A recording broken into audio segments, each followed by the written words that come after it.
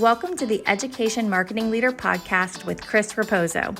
If you're looking to dive into the latest industry insights, draw inspiration from education success stories, or just want to sharpen your marketing skills, you're in the right place.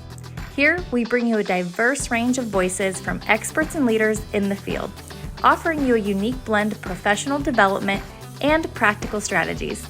Whether you want to understand your audience better, stay updated with the latest tech trends in marketing, or expand your professional network, we've got you covered. So while you're driving on your morning commute or winding down after a busy day, let's explore the dynamic world of education marketing together. Hello, everyone, and welcome back to another episode of the Education Marketing Leader with Chris Raposo. Today, my guest joins me from Element451. He is the founder and CEO, and his name is Ardis, and you may know him as the AI expert out there. He's also part of the Enrollify Network. He just recently purchased that, so if you listen to any of the Enrollify Network podcast, he's behind that as well. Ardis, welcome to the show. Hey, thanks for having me, Chris. It's good to be here. So I've been following Ardis for a while now, and I know that he is speaking on AI, generative AI, and all sorts of AI stuff quite frequently on the higher ed circuit. And I wanted to bring him in today to talk about higher ed, but most importantly, bust a couple of myths that people that may be against AI or are sitting still on the fence about implementing AI in their higher ed strategy. So give them a better feeling about why it's important to jump on the train now before the train is all the way out the station. I mean, the train's already left the station when it comes to AI, but we want to make sure that all the stragglers are still going to have a chance to get on board here. So Ardis, before we get started with the episode, give us a little bit of an intro about Element451, what you guys do and who you serve. Yeah, no. So thanks, Chris. I don't think the train is going to stop anytime soon on the AI side, and we can spend so much time just talking about that. But Element451 is a higher education specific marketing platform or student engagement platform and CRM. We like to call it's an AI first student engagement platform and CRM that essentially handles and makes the student journey a lot better from kind of that first lead on your website all the way to graduation. And we try to have all of the capabilities that a modern institution needs to handle all the student communications and engagement all into one place. Yeah, super nifty tool. I did a little bit of research on it. Your chatbot there, the AI chatbot that gets somebody from enrollment to admissions and just moves them around in the enrollment funnel is super, super impressive. So anybody who's looking for a new CRM, check it out. But here we are busting some myths, like I said. So we're going to go through 10 myths. I'm going to give the overview of what the myth is, what some people believe is true, and Ardis is going to debunk that for us, or maybe even say, hey, maybe there's some truth to it. So let's jump right in. So myth number one, we're all thinking about it for in communications. AI will replace our jobs. Can you explain why this is a misconception and how AI actually creates new opportunities in higher education marketing? I'm hoping AI will replace my job, Chris. I don't know about you, but no. In reality, the myth is it's kind of a misunderstanding and kind of the nature of AI and its role in a lot of different industries, right? So the idea of AI replacing humans is really, because AI is designed, it's not really designed for that. It's designed to augment human capabilities, right? So when we think about it, is like, how can we take a lot of the things that we do today and remove a lot of the inefficiencies and make things better? And how can he make us do more things? So looking at it from that perspective, then you can start saying, okay, there's low-level tasks, or there's tasks as part of any job that AI can kind of remove away and can kind of replace as part of that. And it varies very widely on the capabilities of that AI for different jobs as well. So you can't just be saying, well, if your job every single day is to write subject lines, then maybe you can try and test an AI that can do a lot of that a lot more efficient, a lot faster than you can, but you still need someone to actually put in the best practices and start kind of reviewing those subject lines and basically put the frameworks into place of what that looks like and kind of fitting it for different industries. So the orchestration part is still there. So AI is not necessarily going to replace our jobs, but it will be replacing a lot of the mundane tasks that we're doing every single day. Yeah, absolutely. That makes a lot of sense because I see a lot of headlines in the Chronicles of Higher Education, Insights Higher Ed, those sorts of publications that continuously talk about how colleges and universities slash budgets and decrease the manpower. But if you're still in that role and you still got to get the job done, you still got to get the message out. If you don't have the coworker anymore, you have that cobot that'll help Yeah. you through generative Copilot. AI. Yeah, that's right. That's absolutely right. That's absolutely right. I use it frequently at my job. And like you just mentioned, optimizing subject lines or headlines, for example, I started implementing it in my email marketing just to see, get a little bit more newsworthy. I don't want to call it clickbaity headlines, which, if you follow it with the real meat in the content, then it's not really clickbait. It's more like an encouragement. Hey, you should probably look at this. But it just gives you different ideas. And like you said, you have the policies and procedure in place.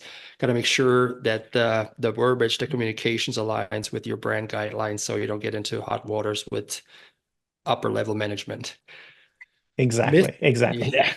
Yeah. Myth number 2. Some of ours, they're writers, and that's all they want to do. We don't want to have anything to do with the tech side.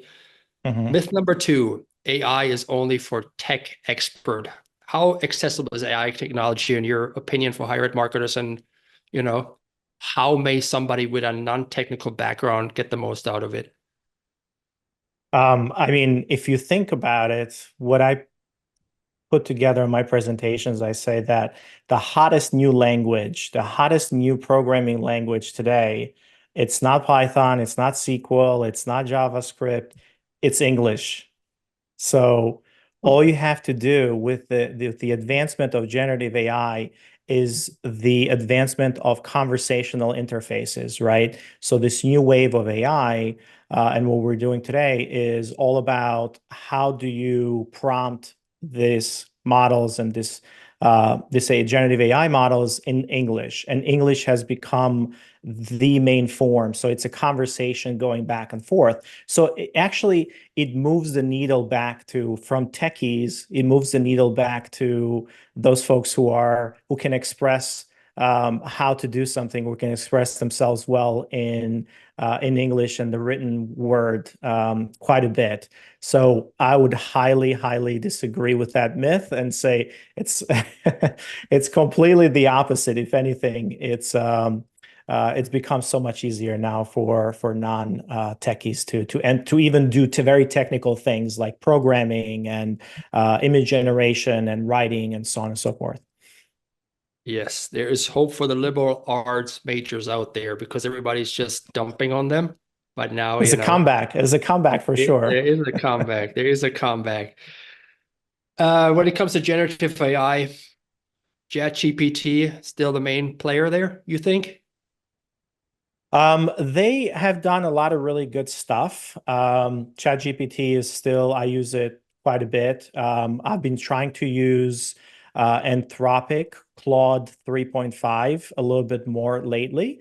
It's actually a little bit better from the writing perspective. And one of the things, I also have a podcast called Generation AI. And as part of that, on our last episode, we talked a little bit about that Anthropic or Claude 3.5, and they've introduced a new feature called Artifacts, which essentially gives you the ability to kind of run some run code, or to actually build a full website, or to get SVG, graphics in there. So it's really, really cool. So I've been trying to use Claude a little bit more lately. But ChatGPT is still up there, and with the introduction of some of their newer components, for example, the GPTs themselves, where you can kind of encapsulate and create special functionality around it there. Like we use it quite a bit in our company right now. Okay. What are your thoughts on Gemini? I very rarely use Gemini, to be honest. I was using it a little bit more originally because it was connected to Google and it was connected to some of those data sources. But I tend to use Perplexity now for some of my research components. So, if I need to do research, if I need, sources and kind of news articles and things like that, I use Perplexity quite a bit. So I've moved, like my workflow has moved Perplexity for research, ChatGPT for things that are very specific to our business, because we built a lot of GPTs in there, and kind of this built around workflows, and anything new that I need that's just a general purpose writing, then I would go to Claude for that. Wow. Okay. Very good. Yeah, I'm still hooked on ChatGPT. I have not looked into Claude as much. I usually use ChatGPT and a little bit of Gemini, but I'll probably move away from Gemini and check out Claude and Perplexity. That's especially for the sources, for the Yeah. research part of it. Definitely want to make sure I cite my work properly, and if I can find some good stuff without me having to scroll through pages and pages of Google, if that helps me out there, definitely going to go Blue after that. blue links are moving away, right? So they're going away for sure. Yeah, yeah. Myth number 3, we talked a little bit about the budget cuts. Some may think that are not as advanced as you are, or as we are here with AI, think that these AI tools, especially if you use a lot of them, it's getting a really, really expensive, and it may not be approved from the campus. What are some cost-effective ways for schools to integrate AIs into their marketing strategies? I actually would argue the opposite. It's like the capabilities that some of these tools provide for you is unseen before. Traditionally, accessing advanced technology requires a lot of money. Enterprises get those first. But what's happening with generative AI is that ChatGPT, which it was using GPT-4, the most advanced model, they made GPT-4 and ChatGPT open and available for free to anybody. They even opened it up so you don't even need an account lately.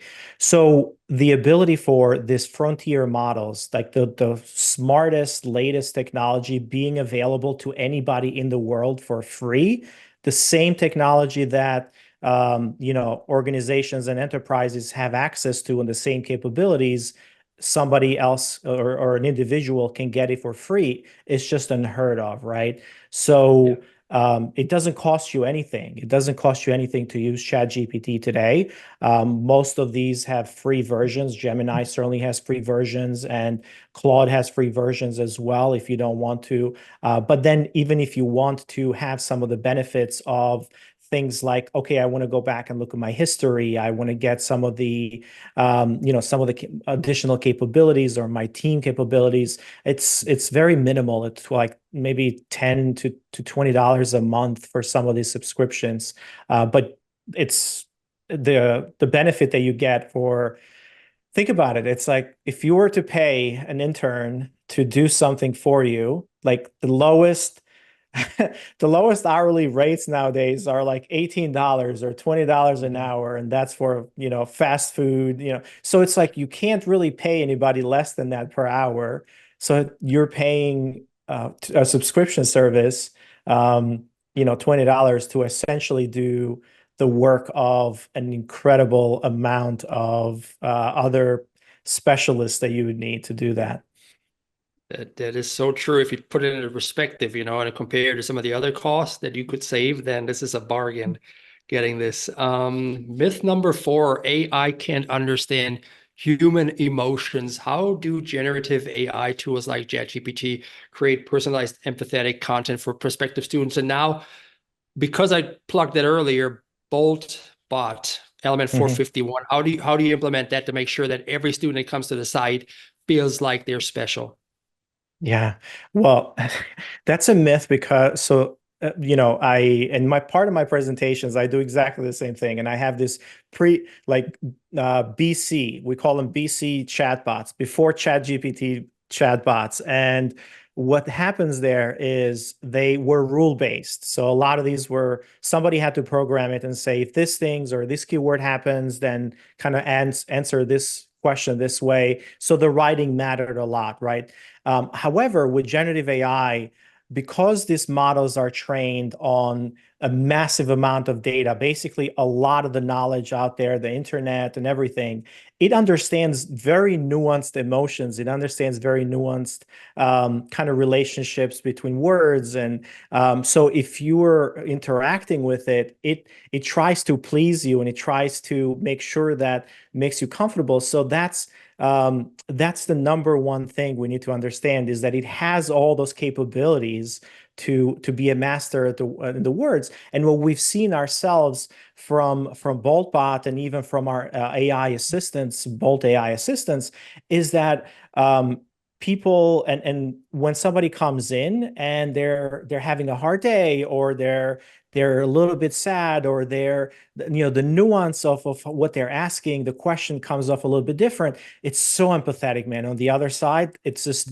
I don't think a human would be able to be that upbeat and empathetic for that long, 24/7. And it does that over and over and over again.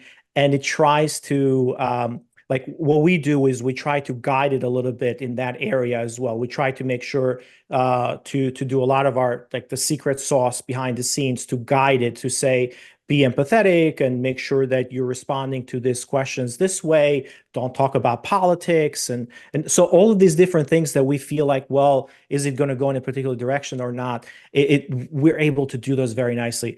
One thing I want to highlight around this idea of connection and bots and AI assistants being not having a human-like thing. There's two things that have happened, right? There was a recent paper just yesterday I posted on LinkedIn, an MIT study where they found they did a lot of research and a lot of work around loneliness and depression, and essentially they had different control groups, and they said by communicating with an AI chatbot reduces the loneliness for across the board for any of the populations that they were testing out. So when we have the largest kind of generation, we call it the loneliness generation, now having the ability to communicate with these AIs and them being able to reduce the loneliness and reduce the depression and so on and so forth, it's a huge win for everybody. So I went into a little bit of a spiral there, but I don't know. Have you, Chris, one of the things that OpenAI did recently, and even as early as last night, some folks got access to their voice assistants, to the real-time voice components. And a few folks were posting on X. And oh man, it's just so amazing. And maybe you can insert some of that in your clips later. But you feel like you're talking to a real person. One of them made them count from 1 to 100, and it said count as fast as you can. And it started counting really, really fast, but it stopped to take a breath in between. Wow. And then as I was listening to it, my wife was listening to it as well. And she's like, wait, did the AI just stop to take a breath? And so it just feels very real on the other side. So we're going to see a lot of these advancements coming in for sure. That's amazing. I didn't know about that, but you are correct. We are more connected than ever in the social media world, but we're also lonelier than we've ever been. over the past, Yeah. because right now, people don't get together anymore. And there was a study from Centers for Disease Control and Prevention on mental health, and in 2021, more than 4 out of 10 students felt persistently sad and hopeless. So that's really Yeah. good. Your bot can identify that, and then at some point maybe even talk people off the ledge. Who knows? Exactly. Exactly. So definitely got to be there to support that initiative. So let's go back to myth number 5. AI is a one size fits all solution. You touched on this a little bit earlier with personal GPTs, but how can hired marketers customize AI tools to meet their specific needs for their specific institution? Yeah. So, I mean, when you think about AI, it's like you're talking, like, if we think generative AI, you're talking about ChatGPT, and somebody comes in and they say, write me an email about X, and it comes very generic, and it comes very very robotic, so to speak. And then you start adding a little bit more prompting. You provide a little bit more context. You provide more direction on how you want things. So it's very uh, malleable in the sense that you can kind of make it do a lot of things so it can fit exactly how you want the output to be. And the kind of the art of prompting and prompt engineering is exactly what we're talking about. And I do have a course around prompt engineering that goes into a lot of those details. But this idea that it's very generic and one size fits all is not true, because it's all about how you prompt it and how you guide it and what context you give it.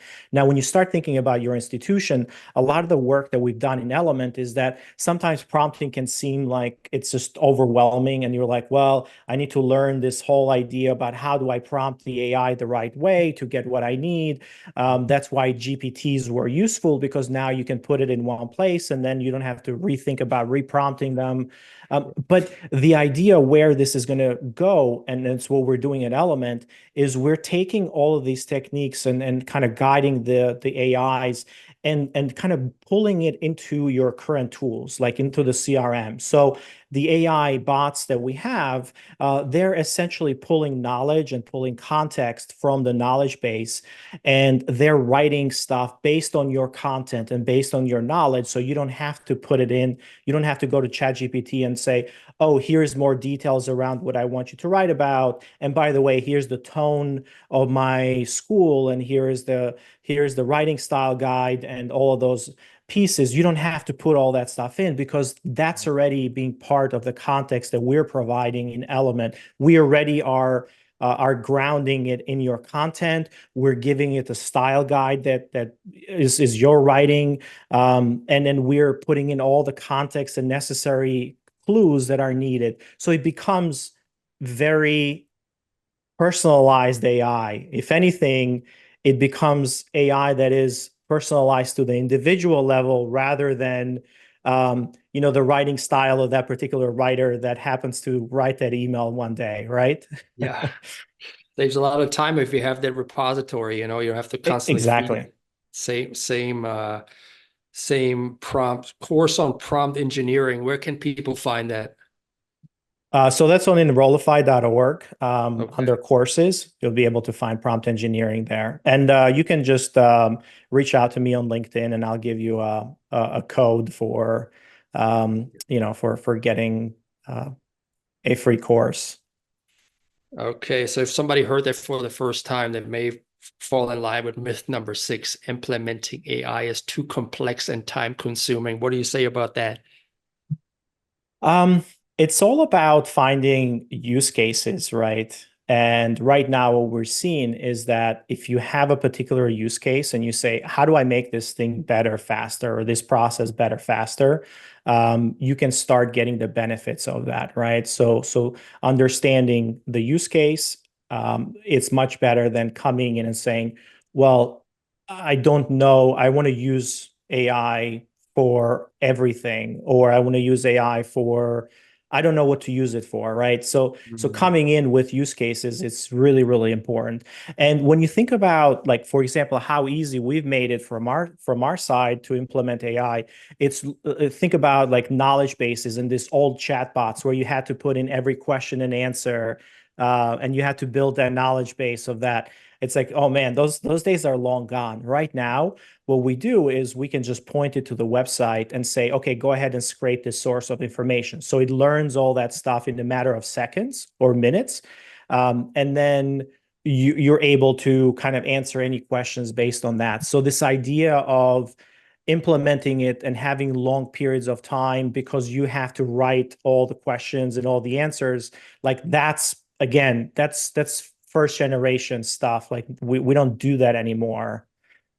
Yeah, that makes sense. That makes sense. Now, I've talked to a lot of writers here, and we talk generative AI as well, obviously. And they always say, ChatGPT may be faster than me, but they'll never be as good of a writer because myth number 7, AI lacks creativity. How do you enhance creativity in your marketing campaigns using AI? Yeah, I mean, I used to think that AI was going to take over the manual, like the physical world first, right? It's like you can't have this AI systems be creative because creativity is only at the human level. Humans have the ability to be creative and do art and all these different things. And then the idea was that you replace all of the manual work first and all of that stuff. Well, it turns out that it's actually happening the opposite, right? It's AI is really good at the creativity, and the reason for that is there's something about creativity on things that we create that come up with distinct concepts that are so far apart, right? And just by connecting these things that don't make sense together or like are not intuitively together, you can come up with something completely new, or you can come up with something creative that makes sense.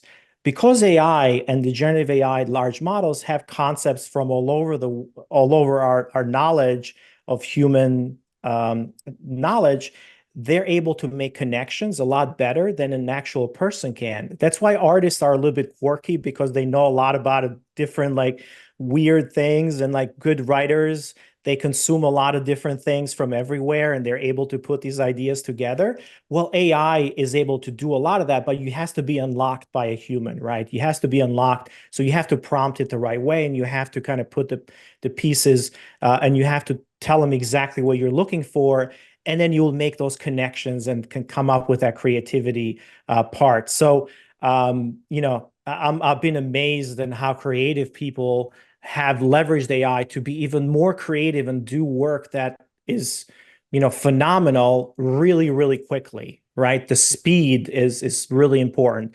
And they move from somebody who's, think about it this way. It's like it'll take you like hours and hours or days to write a really good speech, right? But then if you want to go in a different direction, or if you want to change a piece of it, it's like it takes you even longer, like hours, to start fitting that in and to play around with that concept.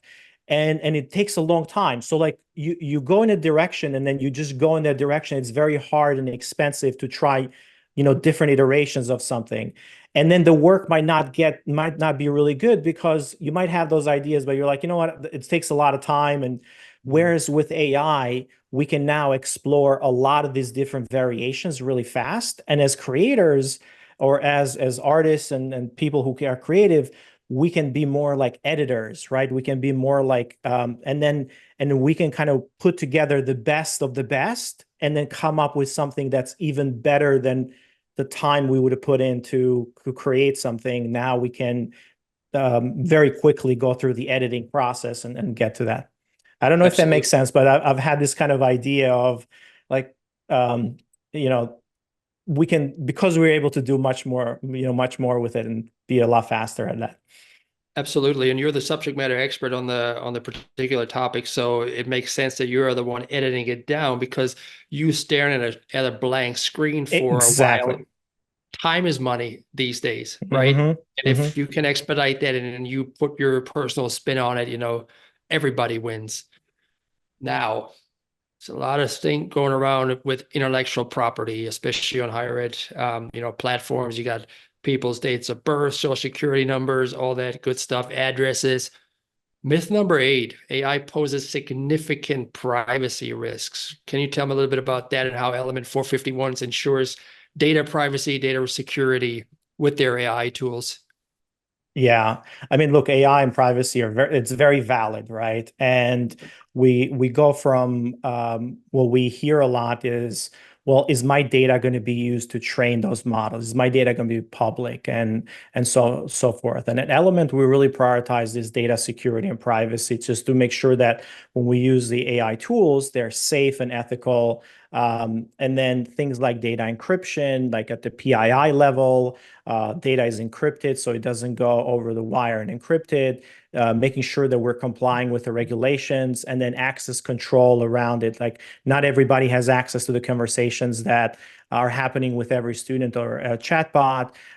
So we have anonymizing and data as well. It's important, but then also understanding how these models and what models you're using or what APIs you're using. So if you think about using the ChatGPT version or the free version of ChatGPT, you have no control over the privacy. So every one of your conversations, they have a privacy policy that say we can use this data. It's very similar to how you use Facebook and how you use. It's like you use something for free. You're essentially giving up the data and the things that you're providing. So it hasn't changed. Now with AI, it's the same thing, right? So you're using these things for free. If you pay for it, ChatGPT has the option of turning that API, that learning off, and saying you can have the option to opt out of that.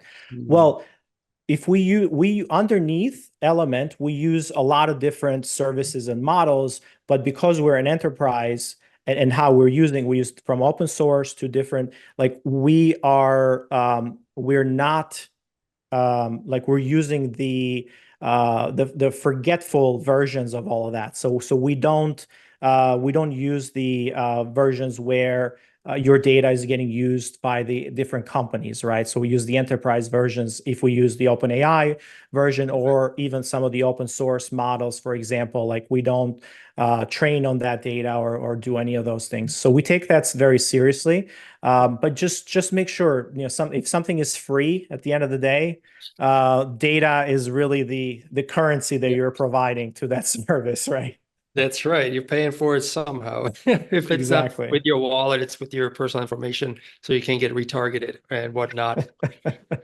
Myth number 9. So, everybody has time constraints. We all want to use generative AI in one way or another to help us out, but we are afraid that somebody's going to put a spotlight on us and says, hey, this was written by AI. So let's talk about myth number 9. AI detectors can always tell if somebody wrote something with AI. Is that true?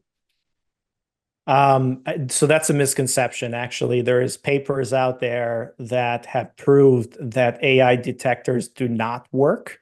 As a matter of fact, they are prejudiced, and they are, essentially they have a lot of false positive, false negative, and they typically would be, folks who are not native English speakers, like Mm. they tend to uh, be prejudiced against those not native speakers, because we would just write things a certain way, and then you'll just have false positives in those areas. So, they do not work. And research over and over again has said, hey, if anything, this is discriminatory for those populations are those people that are not native English speakers. So don't use them. They've made some strides, but earlier on it was possible, but not with the latest models and not with the latest capabilities, where it's really indistinguishable from the writing if you're prompting it correctly and you're having the right output. Yeah, I think I read some articles where they uploaded text from Erning Hemingway or something like that and said this was written by AI back in the Yeah, days. it's crazy, right? Yeah, yeah. Yeah. All right, this brings us to myth number 10, and we're looking a bit into the future, even though with AI, tomorrow is the future. Myth number 10, AI changes so quickly, and as soon as I learn it, it changes, and I might not even waste my time on it. What can you tell people? Where should they focus on when it comes to getting into AI, and which tools are the ones that might stick around? Yeah. I mean, that's a loaded question because it's like, within the last year and a half, or we've seen so many new capabilities being added every single day. The way that I think about it, Chris, is that you're going to need to learn, or you're going to need to have your kind of daily tools. Like you're going to have some kind of an AI bot tool like ChatGPT or Claude, or basically these general systems that you're using, right? These general AI systems. And you're going to use one of those for any number of tasks, and they're going to get better and better and better. So stick around with ChatGPT. They're not going anywhere. Stick around with Claude. They're not going anywhere, even Gemini. But then as you move things forward, you should start really thinking about how are you, like, what are the individual products that have incorporated AI to make a workflow better, right? So if you're going to use things like if you're a creator and you're going to use the Adobe tools, start playing around with some of the new Photoshop generative AI components, right? So it's like removing backgrounds now. You just need English, right? You can just remove backgrounds and you can kind of change, compositions in After Effects and do all these different things with just prompting. So start playing around with those tools, and more of that AI capabilities are going to be included as part of your day-to-day tools. So you just need to make sure you're keeping up with or just understanding that, hey, I have these workflows, and then I know that my tools that I'm using every single day are going to incorporate some of that AI in there, and I just have to start using it. So ChatGPT is not going to go away for generic stuff, but ultimately ChatGPT will be embedded in a lot of the tools that you're using today. And that's what we're doing at Element as well, right? We're bringing all of that capability in the CRM, in the automation systems and marketing automation. That's right. And to our listeners, if you don't think you can keep up with all the changes, be sure to follow Ardis on LinkedIn, because Ardis is a specialist in always being on top of the trends and sharing it openly on LinkedIn with his audience. So Ardis, how can people get in touch with you if they want to learn more about you, Element 451, or just stay on the beat of what's happening in AI? So I would say the best way, of course, follow me on LinkedIn. But then if you want to consume, I have a show called Generation AI podcast. So it's generationaishow.com, or you can just go to Enrollify. It's part of the Enrollify network as well. We talk a lot about this, a lot about tools, what's happening next, what's new, how it applies to higher education, and so on and so forth.